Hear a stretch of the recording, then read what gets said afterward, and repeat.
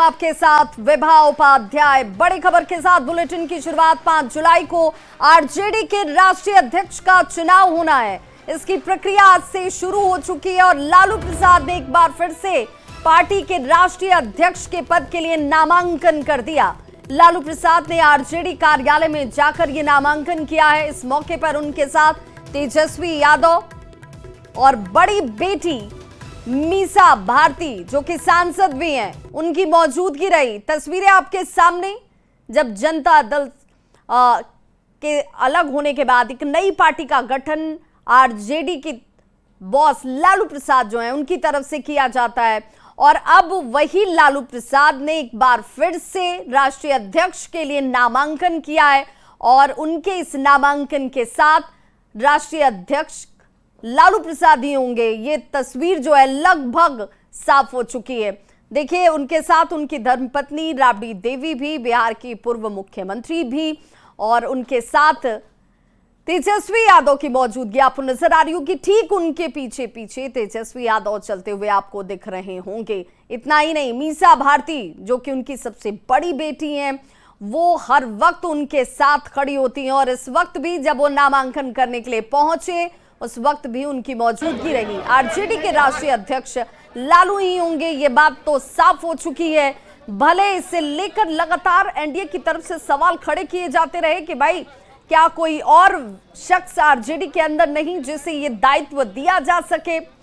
इसके पीछे कई वजहों को गिनाया गया, लेकिन आरजेडी की तरफ से अब्दुल बारी सिद्दीकी ने पहले ही इस बात के संकेत दे दिए थे। उसके बाद बयान भी सामने आ गया और तस्वीरें आपके सामने है, जहां 5 जुलाई को इसका चुनाव जरूर होना है, लेकिन नामांकन की प्रक्रिया की शुरुआत आज से और लालू प्रसाद की एक्सक्लूसिव तस्वीरें जब वो नामांकन करने के लिए आरजेडी कार्यालय पहुंचे, जहां बड़ी संख्या में कार्यकर्ताओं की भी मौजूदगी दिखी।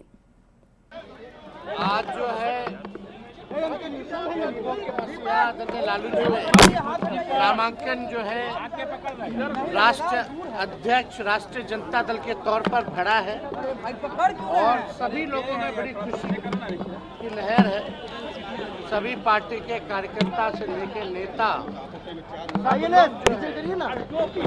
लालू जी के नामांकन को लेकर के खुशी जता रहे हैं और लगभग इनका जो टेन्योर होगा 12 टर्म जो है। देखिए, अभी राष्ट्रीय जनता दल के कार्यालय में राष्ट्रीय अध्यक्ष पद के लिए आदरणीय लालू प्रसाद यादव जी ने अपना नामांकन दाखिल किया है। बस यही अभी अंदर हुई है। बाकी और जो प्रक्रिया होगी वो जो और कभी अपनी गायकी से पूरे बिहार में झंकार पैदा करने वाली लोक गायिका और डांसर बिजली रानी की तबीयत इन दिनों खराब चल रही है। उनकी दोनों किडनी खराब हो चुकी है। जो बड़ी खबर इस वक्त सामने आती हुई, चर्चित लोक गायिका की तबीयत खराब है। पिछले दिनों भोजपुरी के कई कलाकारों ने उनके इलाज का जिम्मा उठाया। लखनऊ में इलाज भी करवाया गया, लेकिन उनकी तबीयत में कोई खास सुधार नहीं हुआ है। अब बीजेपी के राष्ट्रीय प्रवक्ता संजय मयूख ने उनके इलाज को लेकर पहल की है और डिप्टी सीएम सम्राट चौधरी से बातचीत की गई है कि सरकारी खर्च पर उनके इलाज की व्यवस्था का भरोसा उन्हें मिला है। संजय मयूख लगातार बिजली रानी की बेटी रेखा रानी के संपर्क में भी हैं और परिवार को हर संभव मदद पहुंचाने की कोशिश की जा रही है।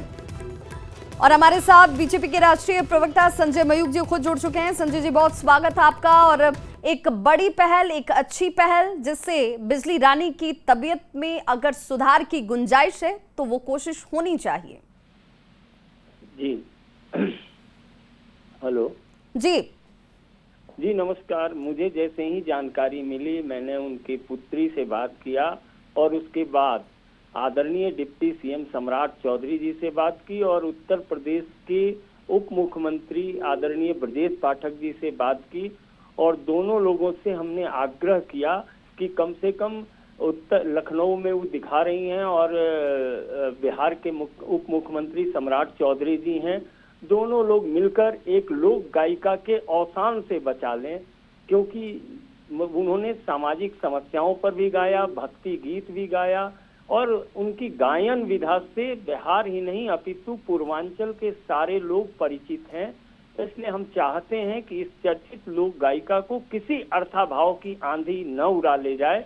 इसलिए हम सब लोग सक्रिय रहें, बिहार के नागरिक भी सक्रिय रहें। और दोनों उप मुख्यमंत्रियों ने मुझे आश्वासन दिया है कि कहीं से भी इसमें कोई कोताही नहीं बरती जाएगी, और अस्पताल से भी बात किया जा रहा है। तो मुझे लगता है कि बहुत जल्द हम सब उनके स्वस्थ होने की कामना करते हैं। चूंकि आप उनकी बेटी के साथ लगातार संपर्क में हैं, तो क्या इस पहल के बाद परिवार संतुष्ट नजर आ रहा है? उन्हें ये भरोसा है कि हाँ, उनके लिए कोई खड़ा है, उन्हें हर संभव मदद मिलेगी? देखिए, मेरा मानना है सरकार भी खड़ी रहेगी, और एक आदमी के नाते, एक मानव होने के नाते मैं भी खड़ा रहूंगा, ऐसा मुझे लगता है। क्योंकि ये भावनात्मक रूप से इसमें कहीं कोई राजनीति नहीं है। तुरंत सम्राट चौधरी जी ने भी कहा है, और ब्रजेश पाठक जी ने भी उनकी पुत्री से बात किया है। तो हम लगे हुए हैं, जितना अब भगवान की मर्जी। लेकिन मुझे लगता है कि यह चर्चित लोक गायिका जिसने अपने गायन से पूरे पूर्वांचल को मोहित किया था, ऐसी बिजली रानी जी जल्द स्वस्थ होंगी, ऐसी हमारी कामना है। यानी सरकारी खर्च पर बिजली रानी को हर संभव मदद जो है वो पहुंचाई जाएगी, जहां तक संभव होगा, जिस अस्पताल में संभव होगा, ये सहयोग मिलेगा। तो डिप्टी सीएम से आग्रह किया है, और इस संदर्भ में पूरी तरह से मैं पहल कर रहा हूँ। उन्होंने कोई व्यक्तिगत, उनकी बेटी ने या उनकी तरफ से कोई व्यक्तिगत इच्छा जाहिर की गई? वो लोग बहुत मर्माहत हैं। उनकी पुत्री से जब मेरी बात हुई तो वो बहुत मर्माहत थी। तो मैंने कहा कि आपसे TV18 भी संपर्क करेंगे, क्योंकि TV18 इस दिशा में बहुत पहल कर रहा है, जिसे मैं देख रहा हूँ। क्योंकि यह समाज का मामला है, ये किसी राजनीति का मामला नहीं है। इसको राजनीतिक दल के दायरे में नहीं रखना चाहिए। और TV18 ने कितनी बार लोगों की मदद की है। तो ऐसी स्थिति में मेरा मानना है कि जब यह भी समाचार जगत में फैलेगा, तो निश्चित तौर पर मेरी अभिभावक चर्चित लोक गायिका यदि स्वस्थ हो जाए, तो इससे अच्छी बात बिहार के लिए कुछ नहीं होता। बहुत बहुत शुक्रिया संजय मयूख जी हमसे बातचीत करने के लिए। तो डिप्टी सीएम सम्राट चौधरी ने भरोसा दिया है, बिजली रानी की तबीयत इस वक्त खराब चल रही है, और ऐसे में सरकार इलाज की व्यवस्था करेगी, हर संभव मदद पहुंचाई जाएगी। कि आप सब आगे आई जा, हमारे मम्मी के देखी जा, इलाज करी जा। पवन सिंह जी तो मदद कैनी, बहुत मदद कैनी। आप सब ही आई, हमार माई के देखी, मदद करी। हम ये चाहतनी पूरा भोजपुरी इंडस्ट्री से, अयो हमार माइयो चाहतड़ी। और पटना से बड़ी खबर आ रही है, स्वास्थ्य मंत्री के आवास का घेराव करने पहुंच गए जनसुराज के कार्यकर्ता। जी हां, PMCH में दलित बच्ची की मौत का मामला, जिसे लेकर जनसुराज के कार्यकर्ताओं ने प्रदर्शन किया और स्वास्थ्य मंत्री मंगल पांडे के आवास के बाहर इकट्ठा हो गए घेराव करने के लिए। हालांकि पुलिस ने इन्हें यहां से हटा दिया है। कार्यकर्ताओं को रोकने की कोशिश की गई। मंगल पांडे से इस्तीफे की मांग कार्यकर्ताओं की तरफ से की जा रही थी। स्वास्थ्य व्यवस्था लचर है, इसका आरोप लगाते हुए स्वास्थ्य मंत्री मंगल पांडे इस्तीफा दे दें, कार्यकर्ता ये कहते नजर आ रहे थे। और देखिए किस तरीके से पुलिस ने यहां से इन्हें हटाया है। पुलिस के साथ धक्का मुक्की भी इस दौरान की गई। जनसुराज के ये कार्यकर्ता बताए जाते हैं, जो हाथों में तख्तियों को लेकर पहुंचे हुए थे। इसमें कई पुलिस और महिला कार्यकर्ता भी आपको नजर आ रही होंगी, जो कि एक दूसरे से गुत्थम गुत्थी करती हुई नजर आई। इन कार्यकर्ताओं को रोकने का प्रयास किया जा रहा था कि भाई यहां तक आप नहीं पहुंचे, लेकिन इसी बीच देखिए कैसे हालात हो गए और बाद में इन्हें यहां से हटाया गया। कि एक दलित लड़की का रेप हुआ, और रेप के बाद जो है उसे PMCH भेजा गया। PMCH के बाहर वो एम्बुलेंस में पड़ी रही, उसको बेड नहीं दिया गया, ICU नहीं लिया गया, और लड़की का डेथ हो गया। एक तरह से लड़की का मर्डर हुआ, और लोग कहते हैं कि कार्रवाई की गई है, उसको कफन के लिए पैसा दे दिया गया, इसी को कार्रवाई कहते हैं। ये सरकार कब जाएगी? मुख्यमंत्री नीतीश कुमार ने आज बिहार को एक और बड़ी सौगात दी है। पटना में कच्ची दरगाह बिदुपुर के 6 लेन गंगा पुल का मुख्यमंत्री नीतीश कुमार ने उद्घाटन कर दिया, जिसके बाद दियारा और पटना के बीच की दूरी खत्म हो चुकी है, मिट चुकी है। कच्ची दरगाह बिदुपुर 6 लेन गंगा पुल के लोकार्पण से राघोपुर दियारा क्षेत्र के लोगों को अब देखिए राजधानी पटना से पूरे साल के लिए सड़क मार्ग से आवाजाही की सुविधा हासिल हो चुकी है। पहले बरसात के दिन की शुरुआत हुई नहीं कि दियारा के लोग कट जाते थे पटना से। इलाज के दौरान चुनौतियों का सामना करना पड़ता था। नाव और पीपा पुल ही एकमात्र सहारा उनका, लेकिन अब इन तमाम परेशानियों से उन्हें निजात मिल चुकी है। दियारा के ये लोग 6 महीने, बरसात के 6 महीने तक पूरी दुनिया से जैसे कट जाते थे, अलग थलग पड़ जाते थे, लेकिन इस पुल की सौगात मिलने के साथ दियारा का अब विकास होगा। दियारा के क्षेत्र में कृषि, उद्योगों, अन्य व्यवसायों की बात करें तो उसमें तेजी से विकास संभव हो पाएगा और इसी के साथ इमरजेंसी के हालत में मरीजों को स्वास्थ्य सुविधा जल्द से जल्द मिल पाएगी।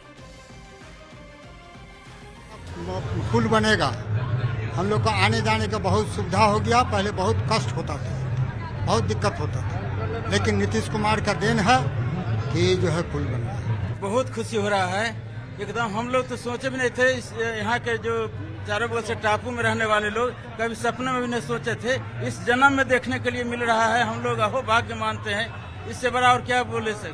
पूरे बिहार के लिए एकदम होली, दीपावली, दशहरा देखिए लोगों में उत्साह। इतना बड़ा काम आजादी के बाद कभी नहीं हुआ और ये नीतीश कुमार जी जिस तरह से बिहार की तकदीर और तस्वीर को बदल दिए, इसका नजारा देखिए। 400 रुपया जो महिलाओं को 400 से 1100 कर दिए।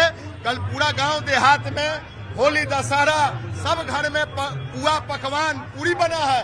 यह हम लोगों के राघोपुर के जीवन का सपना साकार हुआ है और जीवन का सपना ही नहीं, राघोपुर के धरती पर आज सबसे पहले विकास का अनुभव किया जा रहा है। जो हमारे पूर्वज लोग सपना सजाए हुए थे उसको 21वीं सदी में इन्होंने पूरा करने का काम किया है। इसलिए आपके चैनल से माननीय मुख्यमंत्री जी को राघोपुर की जनता से कोटि कोटि धन्यवाद देते हैं। बस इतना बोलना चाहेंगे कि ये जो राघोपुर इलाका जो आप देख रहे हैं, यहाँ पर जमीन जो था महज 20,000 रुपए कट्ठा बिकता था, वो भी 3-4 साल पहले 6 लेन बनने के बाद नीतीश कुमार जी का देन है।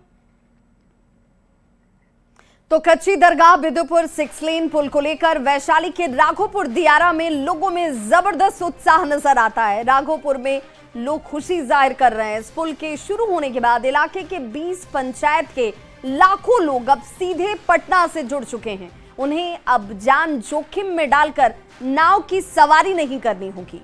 इस पुल के लिए राघोपुर के लोग मुख्यमंत्री नीतीश कुमार को बार बार धन्यवाद दे रहे हैं।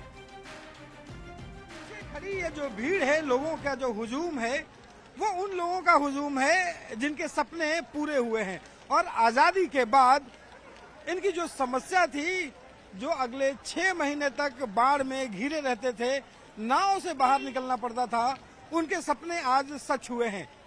और ये विदुपुर कच्ची दरगाह जो है, वो नया पुल जो बनने के बाद जो है, इनके जीवन में बड़ा परिवर्तन आया है। और जरा देखिए कि किस कदर जो लोग हैं इसे देखने के लिए पहुंचे हैं। और राघोपुर का ये इलाका जो है वो आजादी के बाद से। नाम है आपका? रंजय कुमार सिंह। और आज इससे पहले कैसे रहते थे और अभी कितना लग रहा है कि अभी बहुत ज्यादा खुशी है, पुल बन गया हम लोग को लिए। पहले नाव से आना जाना था, बहुत दिक्कत होती थी पहले नाव से। आपका क्या नाम हुआ? मेरा नाम शिवशंकर कुमार है। शिवशंकर जी, पहले क्या लग रहा है कि पहले कैसे समय गुजरता था बरसात के दिनों में? बहुत कष्टों से गुजरता था लोग, लेकिन आज अति सुंदर काम हुआ है। बहुत लोग का सुविधा सुसज्जित हुआ है, लोग इससे बहुत उत्साहित हैं। पूरी जिंदगी राघोपुर में ही गुजरी है। हाँ। तो पूरे 60 साल में आपको बरसात में जो 60 साल की जिंदगी देखे और ये जो बना है उसमें कितना अंतर देखते हैं? ये तो बहुत अच्छा हुआ है, सब लोग के राघोपुर के सुविधा के बात है। पहले क्या क्या मुश्किल होती थी? पहले तो बहुत मुश्किल था, ना यहाँ रोड था, ना हम लोग के यहाँ लाइन था। मुश्किल था। मुश्किलें होती थी, गर्मी और जाड़ा तो बीत जाता था, लेकिन जैसे ही बाढ़ का सीजन आता था बरसात के, तब राघोपुर के लिए महा कठिनाइयों का सामना करना पड़ता था। नाव से पार होना पड़ता था। यदि किसी भी तरह की इमरजेंसी है तो नाव से यहाँ जान माल का ज्यादा खतरा होता था, जो आज इस पुल को बनने से यह हमारे लिए बड़े सौभाग्य की बात है। रोड, बिजली सब सुविधा चकाचक लगा है। दिल्ली गए हैं आप? दिल्ली हम रहते हैं, पार्लियामेंट में भी काम किए हैं। अच्छा, पार्लियामेंट में भी काम किए? हेल्पर है, बहुत बढ़िया। उसमें भी काम तो कर चुके हैं। उसके बाद जो है, तो अब लग रहा है कि यह राघोपुर दिल्ली जैसा दिखाई पड़ रहा है। बहुत बार दिल्ली जैसा दिखा रहा है, रात में जब देखते हैं तो बुझाता है कि दिल्ली है। लेकिन अब लोगों की चिंता नहीं है। अब लोगों का कहना है कि अब कोई मरीज हो, इलाज कराना हो या फिर किसी पढ़ाई करनी हो, अब इस नए 6 लेन पुल के जरिए जो है वो कनेक्टिविटी पटना से हो गई है, सुविधाएं मिली है और लोग कह रहे हैं कि अब राघोपुर दिल्ली की तरह नजर आता है। कैमरा पर्सन अजय दुबे के साथ रवि एस नारायण, न्यूज 18 पटना। तो लोगों की खुशी का ठिकाना नहीं है, क्योंकि इन्होंने यही सपना संजोया हुआ था। कच्ची दरगाह बिदुपुर पुल के शुरू होने को लेकर जहां दिहारा के लोगों में खुशी है, वहीं बिहार के पथ निर्माण मंत्री नितिन नवीन ने भी मुख्यमंत्री नीतीश कुमार की दूरदर्शी सोच के लिए उनका आभार जताया। साथ ही तेजस्वी यादव के इलाके में इस पुल को लेकर पॉलिटिक्स भी हो रही है। नितिन नवीन ने कहा कि तेजस्वी यादव को इस समारोह में बुलाया गया था, लेकिन तेजस्वी यादव नहीं पहुंचे। कोई बात नहीं, नितिन नवीन ने कहा कि तेजस्वी यादव को फिर भी इस सौगात के लिए सीएम नीतीश कुमार का आभार तो व्यक्त जरूर करना चाहिए। आज लोगों को एक बड़ी सौगात दी है। कच्ची दरगाह से बिदुपुर 6 लेन पुल का जो पहला चरण है वो पूरा हो गया और इसका उद्घाटन भी मुख्यमंत्री नीतीश कुमार ने कर दिया है। लगभग 5,800 करोड़ की लागत से यह पुल का जो पहला चरण है, जो राघोपुर गिरता है, जो कि नेता प्रतिपक्ष तेजस्वी यादव का विधानसभा क्षेत्र है, वहां तक जो पहला पुल है, पहला चरण है, वहां तक जो पहुंचता है, वो उसका आज उद्घाटन कर दिया गया है। हमारे साथ बात करने के लिए इस वक्त मौजूद हैं बिहार सरकार के मंत्री नितिन नवीन। और 6 लेन ब्रिज पहला राज्य सरकार का ये ब्रिज है जो गंगा नदी पे है, और आप सोच सकते हैं कि 6 लेन पूरे उत्तर बिहार और दक्षिण बिहार को सबसे बड़ी कनेक्टिविटी इस ब्रिज से मिलने जा रही है। आज जो फर्स्ट फेज राघोपुर दियारा तक हुआ है, 4.5 किलोमीटर का ये पैच जो है, ये दियारा का उस इलाका से है जहां लोग नाव से आते थे, नहीं तो पीपा पुल मिलता था उनको 3-4 महीने के लिए। अब आप समझ सकते हैं कि उनके लिए दियारा से, राघोपुर दियारा से निकलकर सीधे मेरीन ड्राइव पे 20 मिनट में और पीएमसीएच जैसे पटना डीएम ऑफिस तक वो मुश्किल से 20 से 25 मिनट में पहुंच सकते हैं। और उत्तर बिहार दक्षिण बिहार कनेक्टिविटी की जो मैं बात कर रहा हूँ, इसको आमद दरभंगा पथ से हम लोग जोड़ दिया है। यानी आमद दरभंगा पर जो एक्सप्रेसवे जो दरभंगा तक जाएगा वो जुड़ेगा। पटना रिंग रोड के अलाइनमेंट का ये पार्ट होगा, तो निश्चित रूप से जो पटना रिंग रोड है उसके अलाइनमेंट को भी इससे मजबूती मिलेगी। तो आने वाले समय में ये अपने आप में एक बड़ी तोहफा है बिहार वासियों के लिए। और जो इसका सेकेंड फेज है, उस जो बिदुपुर तक का है, उसको भी सितंबर तक हम लोग कंप्लीट कर लेंगे और उसमें भी मात्र 2-3 पिलर में काम बचा है। जैसे ही वो काम कंप्लीट होता है, आम जनमानस के लिए, मतलब सरकार बनते ही फिर से एक उद्घाटन की तैयारी, सरकार बनने के पहले इसके हम लोग इसका उद्घाटन हो जाएगा। उसके लिए जनता को वेट नहीं करना पड़ेगा। सरकार बनने के बाद तो अलग तोहफा होगा, लेकिन बनने के पहले ही इसकी काम लोगों के आवागमन के लिए खुल जाएगा। नितिन जी, विधानसभा क्षेत्र तेजस्वी यादव का है, तो आप लोगों ने उनको उद्घाटन में बुलाया भी था। मैंने तेजस्वी यादव जी को कहूंगा, हो सकता है राजनीतिक कारणों से आप नहीं आए होंगे, आपके क्षेत्र का मामला था, आपको आना चाहिए था, लेकिन तेजस्वी यादव जी कम से कम माननीय मुख्यमंत्री जी का आप अभिनंदन कीजिए, अभिवादन कीजिए कि आपने अपने क्षेत्र में, या आपके पिताजी 15 साल तक रहे परिवार के लोग, तो कुछ किया नहीं, लेकिन जिस क्षेत्र को आप रिप्रेजेंट करते हैं उसके सबसे बड़ा तोहफा किसी ने दिया तो नीतीश कुमार ने दिया। और आपको आज नीतीश कुमार का अभिवादन करना चाहिए। बड़े बड़े पत्र लिखते हैं आप, आज भी तो एक पत्र लिख सकते हैं कि माननीय मुख्यमंत्री जी आपका आभार व्यक्त करते हैं। तो बिल्कुल एक बड़ी सौगात सरकार की तरफ से, और सियासत भी, चूंकि क्षेत्र राघोपुर तेजस्वी यादव का है। नितिन नवीन ने तेजस्वी यादव पर भी निशाना साधा और कहा कि आज तेजस्वी यादव को, मुख्यमंत्री नीतीश कुमार को धन्यवाद देना चाहिए। कैमरा पर्सन अजय दुबे के साथ शैलेंद्र, न्यूज 18 पटना। केंद्रीय कपड़ा मंत्री गिरिराज सिंह ने बिहार विधानसभा चुनाव को लेकर बड़ा बयान दिया है। गिरिराज सिंह ने कहा कि बिहार की जनता राजनीतिक रूप से काफी सजग है। अराजकता और जंगल राज के नेताओं को जनता कभी भी अब मौका नहीं देगी और बिहार में नीतीश कुमार के नेतृत्व में 200% एनडीए की सरकार बनेगी। जनता पहले से सचेत है। अराजकता और जंगल राज के खिलाफ जो 2005 के पहले लालू यादव के नेतृत्व में जनता आगे रहेगी, समूल एनडीए का होगा और सरकार 200% बनेगी नीतीश कुमार के नेतृत्व में। और बड़ी खबर आ रही है शिक्षकों के ट्रांसफर पोस्टिंग से जुड़ी हुई, जहां अंतर जिला पुरुष शिक्षकों ने आक्रोश जाहिर किया और ट्रांसफर नहीं होने से ये शिक्षक नाराज हैं। कल ही क्लास 1 से लेकर 5वीं तक का तबादला हो चुका है। तबादले से अंतर जिला पुरुष अभ्यर्थी वंचित हैं। सीएम नीतीश और एसीएस सिद्धार्थ से वो गुहार लगा रहे हैं और ट्रांसफर नहीं होने पर अब चेतावनी तक दी जा रही है।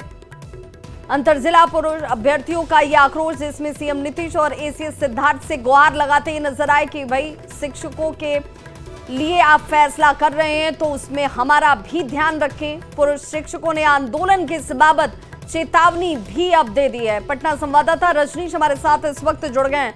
रजनीश, क्या जानकारी इस वक्त? अगर इन शिक्षकों की नाराजगी है तो क्या इसका कोई समाधान भी होगा? आखिर क्यों है इतनी नाराजगी? देखिए, अंतर जिला जो शिक्षक हैं, खासकर इन्हें भी कहा गया था कि अंतर जिला शिक्षकों का ट्रांसफर होगा। तो पहले एक तरह से स्पेशल कैटेगरी का हुआ, उसके बाद 1 to 5 में अंतर जिला और जो सेम जिला की महिलाएं हैं उनका ट्रांसफर एक तरह से किया गया। अब जो है जो पुरुष शिक्षक हैं वो वंचित रह गए। इन्होंने अब सीधे आंदोलन की चेतावनी दी है, क्योंकि ये भी इंतजार में है। 300-400 किलोमीटर पर पोस्टेड हैं। अब ऐसे में एसीएस सिद्धार्थ से पूरी जानकारी दी गई है और न्यूज 18 से शिक्षकों ने गुहार लगाई है कि हर हाल में अगले 48 घंटे के भीतर जो है जो पुरुष शिक्षक अंतर जिला वाले हैं उनका ट्रांसफर हो, क्योंकि अगर ट्रांसफर नहीं होगा तो हम लोग अब सड़क पर उतरेंगे, आंदोलन करेंगे। हालांकि इस बीच जो खबर आ रही है कि पुरुष शिक्षक को लेकर भी शिक्षा विभाग का बड़ा फैसला आ सकता है, क्योंकि 9000 के आसपास जो शिक्षक हैं अंतर जिला वाले उनका ट्रांसफर हो सकता है। तो इसको लेकर क्या प्रक्रिया होगी, क्योंकि इन्हें जिला अलॉट नहीं किया गया था, ये मामला है और 1 to 5 में ये मामला देखने को मिला है। आज जो बड़ी खबर आ रही है, सबसे पहले हम ये जानकारी दे दें कि आज 6 से लेकर 12 तक के जो अंतर जिला वाली जो महिलाएं हैं उनका ट्रांसफर हो रहा है और शाम तक हर हाल में जो है स्कूल आवंटित कर दिए जाएंगे। यानी इनकी संख्या लगभग 8000 से ज्यादा होगी। जो हमारे पास खबर आ रही है कि 8000 से अधिक जो अंतर जिला वाली महिला टीचर्स हैं उनका ट्रांसफर हो रहा है और कल सेम जिला वाले जो शिक्षक हैं खासकर उनका ट्रांसफर किया जाएगा 6 to 12 में। तो जब पुरुष शिक्षक हैं या पटना वाले जो शिक्षक हैं जो पटना आना चाहते हैं उनका फिलहाल ट्रांसफर नहीं हुआ है। ऐसे में तमाम प्रक्रिया को लेकर अभी जो है बैठक चल रही है और शिक्षा विभाग इसको लेकर भी जल्द फैसला लेगा। हालांकि कई तरह की जो खबरें हैं वो वायरल की जा रही है। न्यूज 18 के नाम से भी दर्शकों से अपील कर रहे हैं किसी प्रकार की भ्रामक खबरों पर जो है विश्वास ना करें और न्यूज 18 का उन खबरों से कोई वास्ता नहीं होता है। जब तक कि न्यूज 18 की ऑथेंटिक खबरें जो है टेलीविजन या अन्य जगहों पर ना मिले तब तक आप विश्वास ना करें और ऐसी खबरों से लगातार सोशल मीडिया पर जो है बिल्कुल। और अंतर जिला पुरुष शिक्षक जो है वो भी उम्मीद ना छोड़ें, क्योंकि शिक्षा विभाग जिस तरीके से सभी के हितों को ध्यान में रखकर फैसला ले रहा है उनके लिए भी संभवतः कोई ना कोई फैसला सकारात्मक जरूर निकलेगा, ऐसा प्रतीत होता है। बहुत बहुत शुक्रिया रजनीश तमाम जानकारी के लिए।